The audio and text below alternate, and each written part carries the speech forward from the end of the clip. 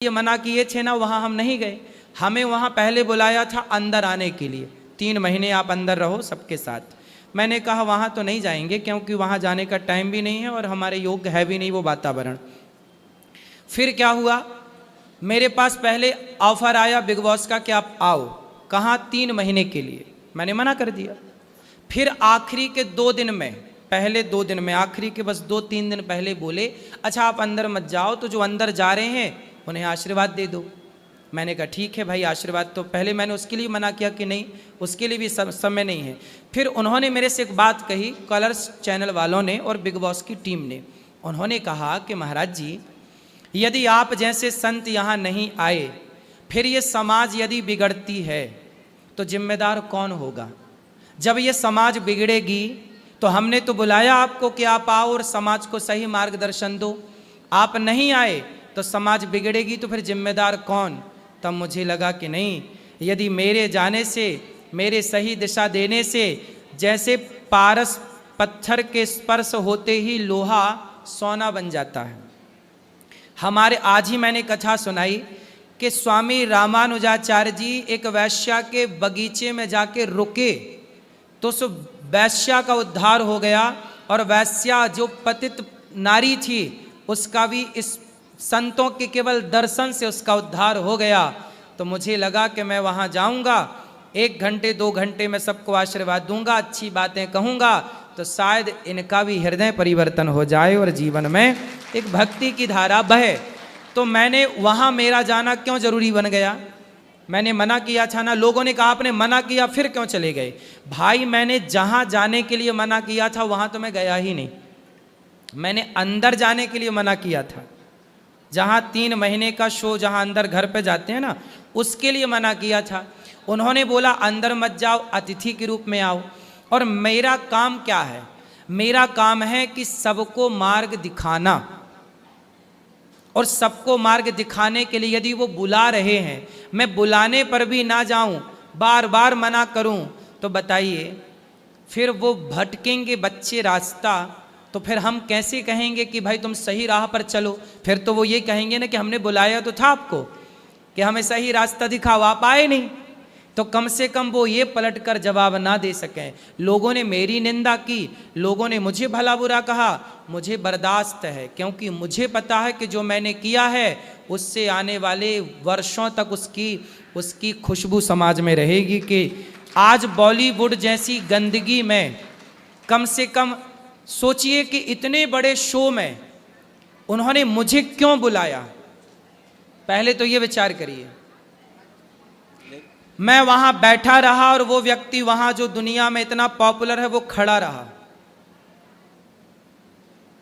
क्यों मुझे बुलाया? मुझे ही क्यों बुलाया? और किसी को क्यों नहीं बुलाया? मतलब गौरी गोपाल का डंका दुनिया में बज रहा है, इससे सिद्ध होता है। और यही बात लोगों को पची नहीं, यही बात लोगों को, उनसे पूछिए कि तुम्हें क्यों नहीं बुलाया? भाई तुम्हारे अंदर भाई किसी में कोई विशेषता होगी, वरना आज पहली बार हुआ कि उस मंच में वो व्यक्ति खड़ा रहा और कोई बैठा रहा, वरना उसके सामने तो सब खड़े रहते हैं, लेकिन उसके सामने केवल हम बैठे रहे और वो हमारी बातें सुनता रहा ज्ञान की। वो हाथ उठा के वो खुद राधे राधे बोल रहा, उतने बड़े मंच में मेरी राधा रानी का नाम करोड़ों कानों तक पहुंचा। क्या बुराई थी इसमें? क्या बुराई थी? ये बताओ।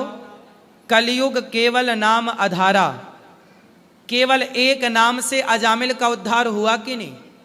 केवल एक नाम से, उत्तर दो। केवल एक नाम से यदि अजामिल का उद्धार हुआ तो उसने तो 5-6 बार राधे राधे कई बार बोला। फिर तो नाम लेने से, नाम ले तो भव सिंधु सुखाही। मैंने वहां जाकर के गलत क्या किया? किसे गाली दे दी? किसकी निंदा कर दी? कौन सा मैंने गलत व्यवहार कर दिया? मैंने अपने धर्म के अकॉर्डिंग ही तो एक पतित व्यक्ति से, एक उस व्यक्ति से जिसके मुंह से कभी भगवान का नाम नहीं निकलता, उस व्यक्ति के मुंह से भगवान का नाम, संतों का लक्षण ही है कि वो सबके मुंह से भगवान का नाम बुलवाएं। लेकिन गुरु जी उन्होंने तो नाम ले लिया। लेकिन हमारे हिंदू धर्म के वासियों को इनको सबको बुरा लग रहा है। ये उल्टे उल्टे वीडियो बनाए, जैसे भी बहन बताई थी कि आपके वीडियो बना कर दूसरे उसमें लगाते हैं, ऐसी वीडियो बनाते हैं कि देखने को भी मन नहीं करता कि कैसे उल्टे सीधे बना रहे हैं। तो गुरुजी ऐसा लोग देखिए परेशान इससे नहीं है कि मैं वहाँ गया, लोग इससे परेशान हैं कि आप गए और बाकी हमें बुलावा नहीं आया, हम तो गए नहीं। तो बात ये है भाई, ये बताओ कोई सुधरना चाह रहा है, लेकिन गुरुजी आप तो सागर दिल हैं, आप तो बर्दाश्त कर लेंगे, लेकिन जैसे हम छोटे मोटे दिल वाले नहीं बर्दाश्त, आपस में एक दूसरे को ऐसे टकराव लड़ाई झगड़ा होना शुरू हो जाएगा जी। कोई बात नहीं, मैं कहता हूं कि आप लोगों को भी ना थोड़ा धैर्य रखना चाहिए। देखो समुद्र मंथन हुआ ना, सबसे पहले क्या निकला? जहर निकला। अनिरुद्धाचार्य कोई भी कार्य करेगा, मैं आज के लिए नहीं, मैं आगे भी यदि कोई बड़े निर्णय लूँगा, कोई बड़ा डिसीजन लूँगा राष्ट्र हित में और सनातन के हित में, तो लोग आलोचना, और समस्या ये है आलोचना करने वाले जिन्हें साथ देना चाहिए वही आलोचना करने बैठ जाते हैं। लेकिन गुरुजी जब हम संगठित ही नहीं होंगे तो फिर अब देखो ये बताओ कि मेरे द्वारा वहाँ जाके इतने बड़े मंच में भगवत गीता देना और राधे राधे उससे बुलवा देना, ये सनातन का प्रचार था या नहीं? जी ये तो प्रचार है जी। लेकिन अब देखो अपने मंच से गाय को राज्य माता का दर्जा मिला। एकनाथ शिंदे जी आए थे अपने मंच में आकर बोला कि अब आप कह रहे हैं तो मैं गाय हत्या बंद करता हूँ। विधिवत प्रस्ताव पारित किया और उन्होंने संविधान में लागू कर दिया कि महाराष्ट्र में अब गौ हत्या नहीं होगी। जब गौ हत्या बंद हुई गौरी गोपाल के मंच से, तो किसी ने एक बार धन्यवाद नहीं दिया उन लोगों ने जिन्होंने आलोचनाएं की, गालियां दी। हाँ, इसका कोई धन्यवाद नहीं दिया। धन्यवाद। अच्छाई कोई देखना ही नहीं चाहता। ये दुनिया केवल बुरा बनाने के लिए बैठी है कि आप बुरे नहीं है तो भी हम बनाएंगे बुरा, जबरदस्ती का बुरा बनाते हैं गुरुजी। जी कोई बात नहीं, उन लोगों से कोई दिक्कत नहीं है, बस आप लोग सही को जाने, आप सही समझें।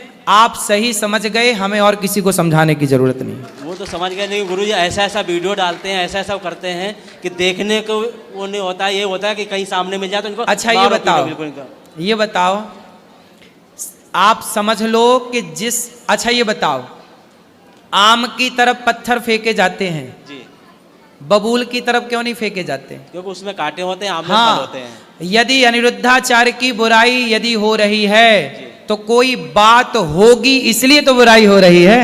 कोई बात है ही नहीं तो बुराई कोई। आज आप देखो अरे गहरे नत्थु खैरे की बुराई कोई कहाँ करता है? बताओ। आज यदि हमारी बुराई कोई कर रहा है तो उससे पूछो कि भाई उनकी ही बुराई क्यों कर रहे हो? और कोई बात होगी, आप कोई विशेषता देखते हैं किसी में? आज पूरे देश में सबसे ज्यादा बुराई होती है नरेंद्र मोदी जी की और उसके बाद अनिरुद्धाचार्य की। गुरुजी इसमें एक और वीडियो डाल रखा है, आपके पिताजी का दिखा रहे हैं, उसी में जो वीडियो यूट्यूब में दिखा रहे हैं, वो ये कह रहे हैं कि अपने पिताजी का तो मतलब सम्मान कर नहीं पा रहे हैं, माताओं का सम्मान कर रहे हैं, ये दिखावा कर रहे हैं। बोले उनके पिताजी तो उसमें दिखाया है कि मोदी जी, योगी जी और मथुरा के जिलाधिकारी से वो AI के द्वारा एडिट वीडियो करके कुछ भी कर देते हैं। तो ये सब लेकर के इतना बदनाम वीडियो बना रखे हैं कि बहुत हंसी। ये कल शाम को हमने देखा वीडियो और शाम को ही बना लिया, आज यहाँ पहुँचे, दिल्ली से आ गए यहाँ। अब लोगों को जो करना है आप करने दीजिए, बस आप लोग कथा से जुड़े रहिए, गौरी गोपाल भगवान से जुड़े रहिए, बस। ठीक है गुरु, राधे राधे। गुरुजी राधे राधे। जी जी, हम उत्तराखंड चंपावत जिले से आए हैं। हाँ, आपकी सेवा को देख के हम तो बहुत खुश है गुरुजी। बहुत मन कर रहा था, 2020 से जुड़े थे आपसे, बच्चों की वजह से पूरी फैमिली आई है हमारी। ये सासू माँ है, बच्चे हैं, पति हैं जी। और आपकी सेवा परसों भी आए, मिल नहीं पाए, कल भी आए थे, मिल नहीं पाए, प्रश्नोत्तरी नहीं हुई, फिर वापस चले गए थे। और हम बहुत खुश है, ये सेवाएं बहुत खुश है, हम आपके साथ हैं गुरुजी। बिल्कुल। आप उत्तराखंड से बहुत लोग जुड़े हैं महाराज जी, वो आ नहीं पा रहे हैं, उनकी किसी की कोई समस्या है, किसी की कोई समस्या है, तो आपके साथ एक रिक्वेस्ट है, एक फोटो जरूर लेंगे, वो लोग समझेंगे नहीं कि वहाँ गए हैं करके। अच्छा, हाँ। तो आपकी फोटो तो आ गई यूट्यूब पे? वैसे अपने मोबाइल में खींच लेंगे सब, पूरी फैमिली। अभी अंदर बैठेंगे, सबसे मिलेंगे, सब लोग फोटो फिर हम जा रहे हैं बाद में। अच्छा, तो यहाँ से ले लो। हाँ, अभी खींच लेंगे, प्रश्नोत्तरी के बाद जाएंगे। फिर ये मेरा बेटा बात करना चाहे, कराओ। राधे राधे महाराज जी। जी जी जी महाराज जी, आप इतना सब मैनेज कैसे कर लेते हैं? क्या पूरा सुबह से शाम तक आपकी इतनी बिजी दिनचर्या है, फिर भी शाम को प्रश्नोत्तरी है और अभी भी आपके चेहरे में कोई थकान महसूस नहीं हो रही है। मैं नहीं करता, भगवान स्वयं करते कराते हैं, इसलिए हम प्रसन्न रहते हैं। हमें लगता है कि सब कुछ भगवान ही कर रहे हैं। हम तो मंडे को आए थे, 3 दिन हो गए हैं आज मंदिरों के दर्शन करते हुए, तो 3 दिन में थकान से इतना बुरा हाल है थोड़ी देर भी नींद नहीं मिल रही है। तो आपको देख के लग रहा है कि इतना सब करके भी आप बिल्कुल फ्रेश लग रहे हैं अभी भी। खुश रहिए, ये सब सेवा है, सेवा की ही शक्ति है। ठीक है महाराज जी, धन्यवाद। खुश रहिए। राधे राधे गुरुजी। जी जी, आपके चरणों में कोटि कोटि प्रणाम। खुश रहिए। 2 लाइनें भजन की बोलूंगी आपके चरणों में। हाँ। मेरा तो तू ठिकाना मुरली बजाने वाले, मुरली बजाने वाले, ये दिल हुआ दीवाना मुरली बजाने वाले, मुरली बजाने वाले। दीदार की लगन है, आँखें नमी नमी है, थोड़ी सी दया कर दे, तुझ पे भी क्या कमी है, करना नहीं बहाना, प्यारे करना नहीं बहाना, मुरली बजाने वाले, मुरली बजाने वाले।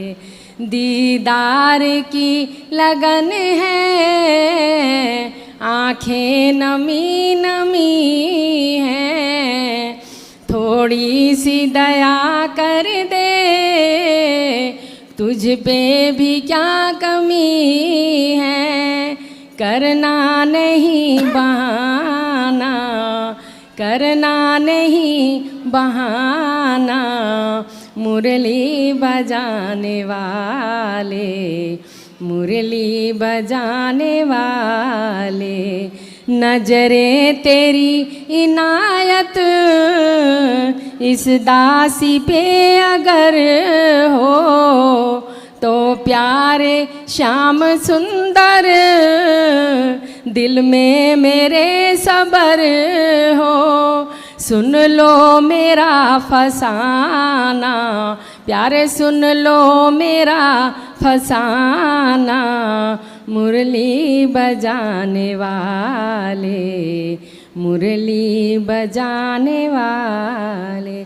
आपसे आशीर्वाद यही मांगना है कि मेरे भी बच्चों की शादियां हो और मैं कार्ड लेके आऊं।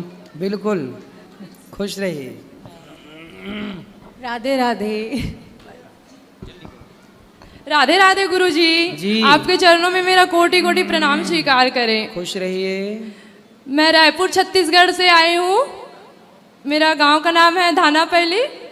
आपसे एक क्वेश्चन था गुरुजी, गुरु बनाते हैं, दीक्षा लेते हैं, तो गुरु का चरण घर में स्पर्श होना जरूरी है क्या? यदि गुरुजी आ जाएं तो आ जाएं, नहीं आए तो आशीर्वाद तो है ये गुरुजी का। हम लोग ना बहुत दूर रहते हैं, राजनांदगांव से 55 किलोमीटर दूर। आप रहते हो वृंदावन में, तो आप हमारे घर आ सकते हो? हम तो रोज सबके घर जाते हैं, टीवी पर रोज आपके दर्शन करते हैं सबके घर जाते हैं हम रोज। आप सारी बातें वैसे सत्य ही बोलते हो। बिहारी जी के महफिल को बिहारी जी सजाते हैं और वृंदावन वही आते हैं जिन्हें बिहारी जी स्वयं बुलाते हैं। नरसिंह मेहता बोलते थे ना, मोको और कछु ना चाहिए, बस राधा कृष्ण मुलई दे, ऐसा। तो मैंने भी बोला महादेव से, हे महादेव मेरी एक प्रार्थना है आपसे, मेरे को एक बार वृंदावन धाम, मेरे गुरुजी और मेरे बाके बिहारी लाल का दर्शन करा दीजिए करके। तो वास्तव में उन्होंने मेरी प्रार्थना 6 महीने के अंदर पूरी कर दी। वाह, भगवान सुनते हैं सबकी। राधे राधे गुरुजी। खुश रहिए।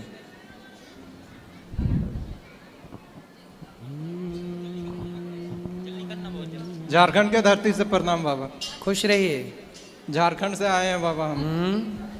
बाबा मेरा एक सवाल है जी। जैसे हम इस उम्र में आते हैं ना कहीं कहीं धर्मस्थल पे, तो मेरा जो सहपाठी लोग है गांव का जो है हमारा एज का, उसे बोलता है कि इस उम्र में तीर्थ करने का क्या जरूरत है, अभी बहुत बचा हुआ है उम्र। तो फिर अकेले आए हैं, वहाँ मन नहीं लगता है फिर अकेले आने में रास्ता में। ठीक है, आप आए हैं, बहुत अच्छी बात है, आते रहिएगा, लोगों को कहने दीजिए, ठीक है। अभी हम लोग के गांव में होता है छठ पूजा झारखंड में, इस माह में बहुत फेमस है हमारे गांव का छठ पूजा, राजधनवाद का। जानते हैं। और अभी जो बोल रहे थे वो बिग बॉस वाला बात, वो आप कोई हेट नहीं कर रहा है बाबा, हम लोग इस देश का युवा आपके साथ खड़े हैं हमेशा के लिए। वाह, बहुत सुंदर, प्रणाम बाबा। खुश रहिए, खुश रहिए। हेलो महाराज श्री, कोटि कोटि प्रणाम आपके चरणों में। जी मैया, राधे राधे। हाँ, हम तो 8 महीने में हमारी तो पूरी हो गई आस्था, क्योंकि इतनी दूर से आना और गुजरात से इधर आना, और इस टाइम तो हमें इतनी तकलीफ हुई है ना इधर आने में, बस गौरी गोपाल इसका नाम लिया और हम पहुंच गए इधर जी आपके चरणों में। बस यही बोलना था। खुश रहिए, खुश रहिए, खुश रहिए।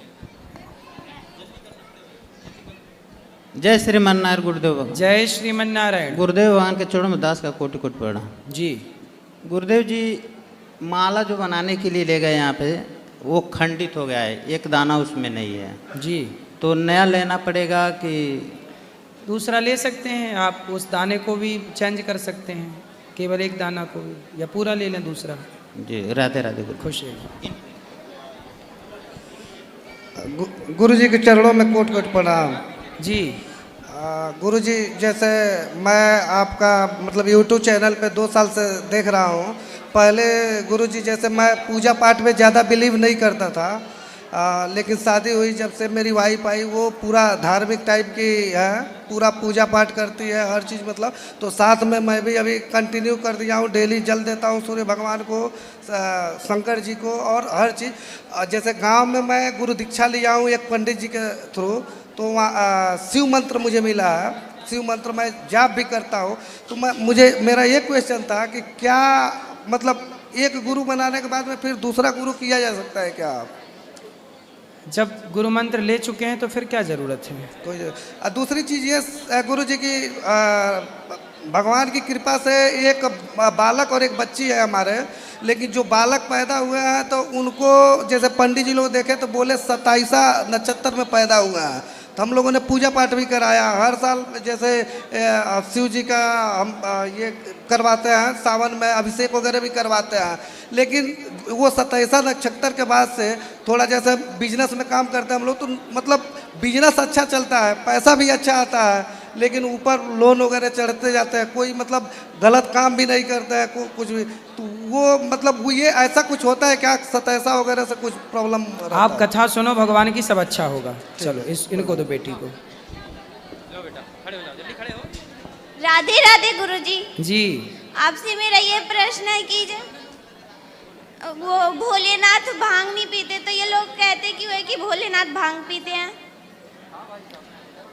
देखो, भोलेनाथ ना तो गांजा पीते हैं, ना तो भोलेनाथ भांग पीते हैं। भोलेनाथ तो हलाहल विष पीते हैं, जहर। तो ये लोग कहते क्यों है कि भांग पीते हैं? ऐसा हुआ कि जैसे एक शराबी आया और शराबी बोला, महाराज जी आज से मैं शराब नहीं पीऊँगा, मैंने ये शराब आपको समर्पित कर दी, चढ़ा दी। कोई आया बोले मैं सिगरेट नहीं पीऊँगा, मैं सिगरेट छोड़ रहा हूँ, तो मैं भागवत जी को सिगरेट चढ़ा रहा हूँ। मैं आज से बीड़ी नहीं पीऊँगा, तम्बाकू नहीं खाऊँगा, गुटखा नहीं खाऊँगा, मैं भागवत जी को गुटखा चढ़ा रहा हूँ। तो भाई वो भागवत जी के पास गुटखा रख के जाए, मतलब चढ़ाने का अर्थ है कि उसने अपनी छोड़ दी। इसका मतलब ये नहीं है कि भागवत जी में गुटखा चढ़ता है या शराब चढ़ती है या बीड़ी चढ़ती है। इसका मतलब ये हुआ कि उसने अपनी छोड़ दी, चढ़ा दी। तो किसी ने भगवान शिव को कहा कि जी मैं बहुत भांग पीता हूँ, ये भोलेनाथ आज से नहीं पीऊँगा, ये भांग मैं आपको चढ़ाता हूँ। तो किसी ने कहा कि मैं गांजा बहुत पीता हूँ, हे शंकर जी अब मैं गांजा नहीं पीऊँगा, गांजा मैं आपको चढ़ाता हूँ। तो लोगों ने उसे ये समझ लिया कि अरे शंकर जी को तो गांजा भांग चढ़ता है। तो शिवरात्रि पे भांग क्यों प्रसाद में बांटते हैं? वो एक मनमुखी परंपरा है, वो बांटते हैं लोग। भांग पीते हैं लोग, भंगेड़ी लोग पीते हैं और बांटते हैं। भाई ये बताओ, शराबी तो शराब ही बांटेगा, गंजेड़ी तो गांजा ही बांटेगा, तो भंगेड़ी भांग बांटता है। राधे राधे गुरुजी जी। आपके चरणों में कोटि कोटि प्रणाम। जी जी। गुरुजी यहाँ आके तो मुझे बहुत अच्छा लगा, बहुत अच्छा लगा। मैं आई तो थी 1 साल पहले, लेकिन आपके आश्रम में भी आई थी। इतना भीड़ देख के मेरा वो घबरा गया था ना कि उसी टाइम हम गाड़ी पकड़ लिए थे। लेकिन इस बार तो यही ननद भौजाई के कारण से मैं आई हूँ। अच्छा, आती रहिए। हाँ, कल ही हम आए थे, कल कथा भी सुने थे, बहुत अच्छा लगा, अभी भी बहुत अच्छा लग रहा है। आज के कृपा ऐसा था कि आज बात भी हो गया। राधे राधे। खुश रहिए, खुश रहिए। राधे राधे महाराज जी। जी। आपके चरणों में कोटि कोटि प्रणाम। जी। महाराज जी, मैं कुशीनगर जिले के कुड़वा और दिलीप नगर गाँव से आई हूँ। आपके दर्शन से मैं कृतार्थ हो गई।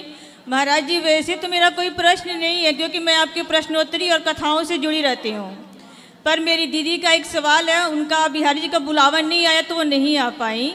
तो उनका प्रश्न ये है कि वो तुलसी पूजन डेली प्रतिदिन करती हैं, तो क्या देवउठनी एकादशी में तुलसी जी का विवाह करना अनिवार्य है? हाँ। और महाराज जी, वो उनका नाम अंजू सिंह है, वो लाइव देख रही हैं आपको। अच्छा। एक बार उन्हें राधे राधे बोल दीजिए अंजू सिंह जी को। राधे राधे उनको। महाराज जी, मैं आज गोपाल जी ली हूँ, उनका नामकरण करना है। ठीक है। राधे राधे। राधे राधे। दीजिए। अरे बोलते हैं। राधे राधे महाराज जी। जी महाराज जी, श्री आपके श्री चरणों में सादर प्रणाम है। मेरी माता जी आपकी बहुत बड़ी भक्त हैं और वो आपके सारे वीडियो देखती हैं, तो किन्हीं कारण से मैं अकेले आया हूँ। आशीर्वाद दीजिए कि अगली बार उनको लेके आऊँ आपके श्री चरणों में। जी जी जी। जरूर जरूर। गुरु जी राधे राधे, आपको साष्टांग प्रणाम।